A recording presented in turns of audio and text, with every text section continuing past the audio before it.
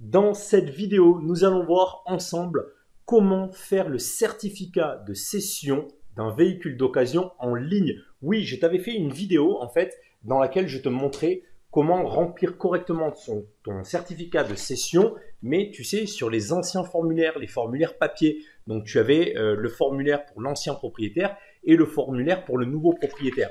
Et bien ça, en fait, ça y est, c'est fini, tu oublies. Voilà, maintenant on passe au certificat de cession en ligne. Alors que tu comprennes bien, ce n'est pas du tout une démarche de déclaration de cession du véhicule. Ça sera dans un second temps. Là, en fait, le but de cette opération, c'est de mâcher tout le travail avant d'aller rencontrer donc l'acheteur. Donc, tu es le vendeur, ok, et tu t'apprêtes à vendre donc ton véhicule. Donc, ce que tu fais, c'est que tu vas contacter l'acquéreur, ok, une fois que vous vous êtes mis d'accord au téléphone, tout ça, tu vas lui demander quelques informations pour pouvoir remplir sa partie. On va voir ça de suite ensemble dans cette vidéo. Et tu vas pouvoir donc remplir tout au préalable. Et au moins, tu ne vas pas te retrouver confronté au problème qu'on a tous connu lorsqu'on vend un véhicule d'occasion dans un coin de rue, sur un parking d'un supermarché ou quoi. Tu vas pas te retrouver avec un stylo qui fonctionne pas, tu sais pas où t'appuyer, du coup le stylo n'écrit pas, ou pire encore, ne pas avoir de stylo pour remplir les documents. Ok? Et en plus, ça prend beaucoup de temps et on est là et on parle et pendant que tu remplis les papiers, tu te dis à n'importe quel moment, le gars il va changer d'avis, il m'achète plus mon véhicule parce qu'il est en train de tourner encore, tu sais, et il est encore en train de cogiter. Donc là, au moins, on évite tous ces aléas et on fait ça en ligne. C'est parti. Alors, tu vas taper ici dans Google certificat de cession d'un véhicule. Entrée. Ok. Alors, je te le rappelle aussi à chaque fois que je te fais des tutoriels pratico-pratiques comme celui-ci, c'est vraiment du live. C'est-à-dire que là, je vais vraiment le faire pour de vrai. Donc, regarde bien, suis tout étape par étape. On n'est pas sur de l'abstrait, là. On n'est pas sur on n'est pas à l'école où on apprend des choses qui te serviront jamais. Non, non, là, je te fais vraiment quelque chose pour de vrai. Ok. Pour ceux qui ne connaissent pas, parce que oui, peut-être que tu découvres cette vidéo parce que tu as tapé comment faire le certificat de cession de véhicule sur YouTube ou sur Google et boum, tu es tombé sur ma vidéo. Si tu ne me connais pas, je m'appelle Olivier, je suis un rentier véhicule. Un rentier véhicule, qu'est-ce que c'est? Un rentier véhicule, c'est une personne qui loue des véhicules, qui génère donc des rentes, des loyers, ok, et donc qui arrive à en vivre. Et donc ça génère des rentes. Ce sont des vrais revenus passifs. Et donc moi, je vis de ça. D'accord? J'ai des rentes issues de la location en courte durée de mes véhicules. En fait, si tu veux, en clair, je fais, pour te parler de quelque chose que tu connais, je fais du Airbnb avec des véhicules. Allez, c'est parti, on y va. Si tu aimes cette vidéo, surtout, alors attends la fin parce que peut-être que ça te plaît toujours pas suffisamment pour mettre un like, mais pense à mettre un like, ça me fait toujours plaisir, ça me motive à te faire des vidéos comme celle-ci. Et pense aussi à t'abonner, tu cliques en bas à droite de cette vidéo, tu cliques sur s'abonner. Et si tu as des questions, tu as quoi que ce soit à dire, des commentaires, des critiques, qu'elles soient positives ou négatives, ça se passe dans les commentaires. Allez, c'est parti. Donc là, on a de la chance, on n'a pas, tu sais, toujours les 3 premiers résultats, généralement, c'est de la publicité. On n'a pas ça. Donc, tu peux cliquer là de suite sur le premier, certificat de cession d'un véhicule. C'est le bon. Voilà. Ici, hop, moi je mets accepter, je ne me prends pas la tête. Certificat de cession d'un véhicule d'occasion, accéder au formulaire. Ok. Et là, donc, on va devoir remplir tout ce qu'on nous demande. Donc, étape 1 sur 3, comme tu le vois ici. Donc ici, ça concerne l'ancien propriétaire. Donc, dit autrement, ça concerne le vendeur, ok, l'ancien propriétaire, donc le vendeur. Donc, tu vas avoir besoin de ta carte grise, ok, et tu vas venir chercher donc tout ce qu'on te demande. Donc, tu vois, on t'écrit ici, par exemple, la lettre A, d'accord. Et lorsque tu vas sur ta carte grise, tu vois qu'il y a des petites lettres à côté de chaque mention. D'accord? Tu vois, là, on a D1, D2, D2.1, là, on a du F, là, on a du Y. Eh bien, c'est ici que tu vas venir chercher les données. Donc, je vais te passer tout ça. Bon, aussi, je vais flouter certaines informations. Hein, tu m'en voudras pas, je pense. Et on va continuer à avancer. Voilà. Donc, surtout, tu fais bien attention parce que, par exemple, le type variante version, donc dans la case D2, et aussi le numéro d'identification du véhicule, donc dans la case E, c'est une longue suite de chiffres et de lettres et souvent tu peux faire des fautes. Donc essaie de te concentrer pour que ça ne te prenne pas trop de temps non plus parce que si tu te trompes, tu vas devoir recommencer. Bon, bref, voilà, ça c'est un petit peu lourd, mais voilà, concentre-toi bien là-dessus. Le kilométrage inscrit au compteur du véhicule. Alors moi c'est simple, je viens à l'instant de sortir du contrôle technique. Ok, donc le véhicule, il a roulé du contrôle technique jusqu'ici. Donc j'ai le kilométrage qui se trouve ici sur le contrôle technique, donc en bas à gauche. Donc je peux rentrer ce kilométrage. Alors c'est pas hyper important hein, à quelques kilomètres près. Hein, je veux dire, il faut juste que voilà, il faut juste que lorsque le gars, la personne qui t'achète le véhicule, elle va prendre le véhicule. Il faut pas qu'elle voie une grosse différence entre ce que tu as mis donc sur ce certificat de cession de véhicule et ce qui est affiché sur le tableau de bord. Sinon, elle va te dire, ben non, on recommence tout. Et là, en fait, tu n'auras pas gagné du temps, tu en auras surtout perdu. Voilà.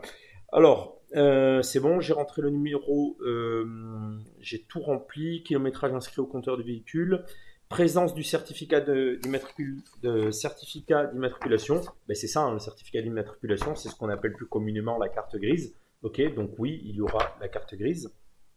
Donc là, hop, oui.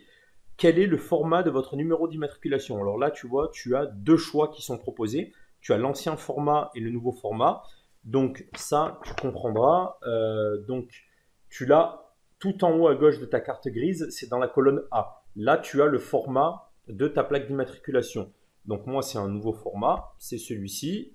Ensuite, on me demande le numéro de formule. Alors le numéro de formule, il se trouve au verso de ta carte grise. Donc tu vois, en fait, c'est un triptyque. Tu vois, c'est en trois parties. Et il se trouve donc sur cette partie-là, où il y a écrit certificat. Là. Tu vois, certificat d'immatriculation. Dessous, il y a une suite de chiffres et de lettres. Généralement, ça commence par l'année à laquelle tu as créé ta carte grise. Enfin, le vendeur, l'année à laquelle le vendeur a créé sa carte grise. Alors, moi ici, hop, c'est parti. Ok.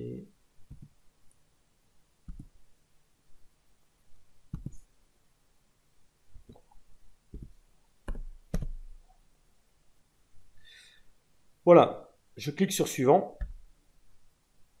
Super, il n'y a pas eu de faute de frappe apparemment, donc je peux passer à l'étape 2 sur 3.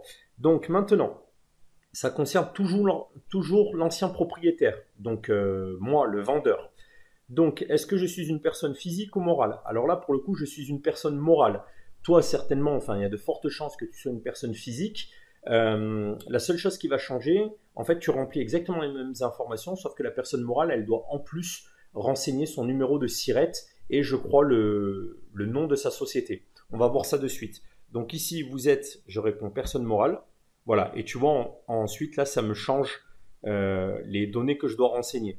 Et si j'étais une personne physique, c'est nom, prénom, ton adresse postale, et voilà, c'est tout.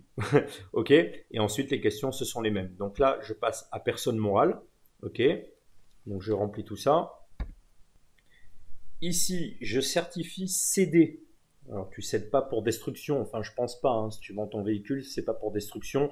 Donc, dans la majeure partie des cas, tu cliqueras ici sur céder la date de cession. Donc, moi, je fais la vente aujourd'hui. Donc, je vais mettre la date de ce jour.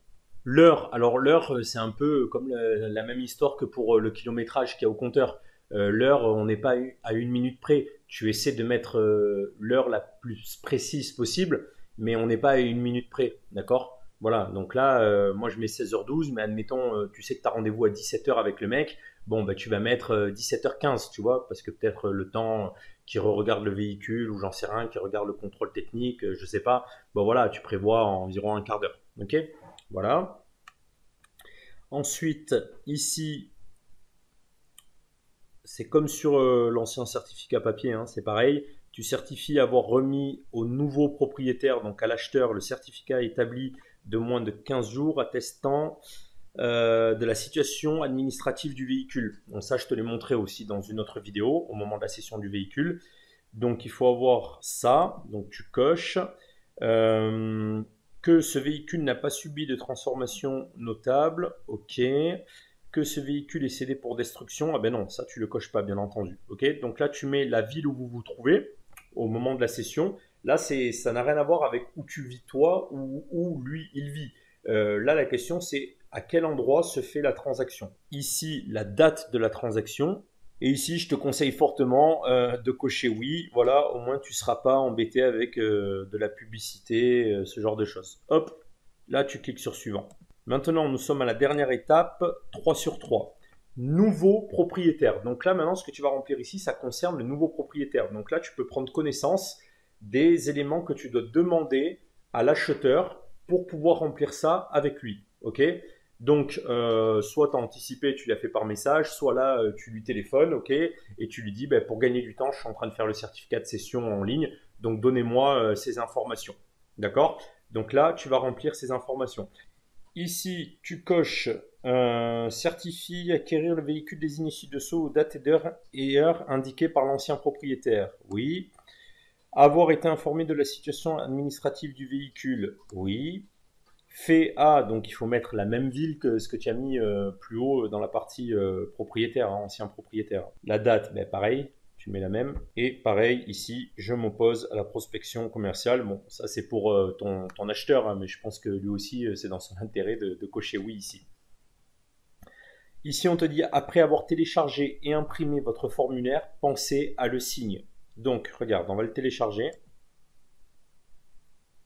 Donc tu cliques là sur le bouton bleu, ok, hop, ça s'ouvre automatiquement sur mon ordi. Et là, voilà, tu vois, tout est pré-rempli. Ok.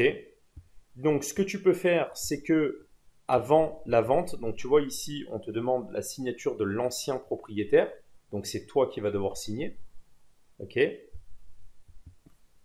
Alors si tu es une société, c'est bien de mettre le tampon, hein, ce qu'on appelle le cachet, c'est le tampon. Voilà. Et le nouveau propriétaire, c'est pareil, ici, il doit signer.